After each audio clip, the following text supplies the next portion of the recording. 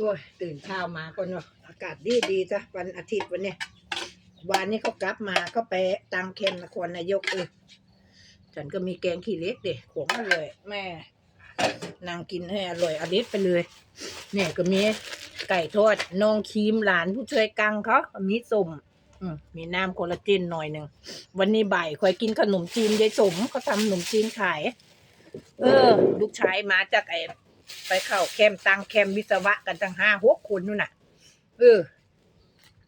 กลางคืนเขาโทรมาแม่จะกินอะไรบ้างดิอะไรก็ซื้อมาเถอะบ้าดิน่ะเขาซื้อมาให้โอ้ยมีแรงบาปไปแล้วมึงเลยเอากินซะบ้าดิที่ได้หายหิวป่ะมันว่ะตั้งใจกินเขาเงินเดือนเขาก็ให้เลี้ยววันนี้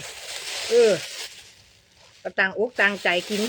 กลางคืนอย่างงี้เทวดาไหนที่มีใครมาขายของให้ยินบางมันว่าเอาก็ไม่ซื้อแต่กลางวันเนาะอีโบโกนท้วงบ่ะเดี๋ยวว่าไงเอาแค่นี้ก่อนเด้อ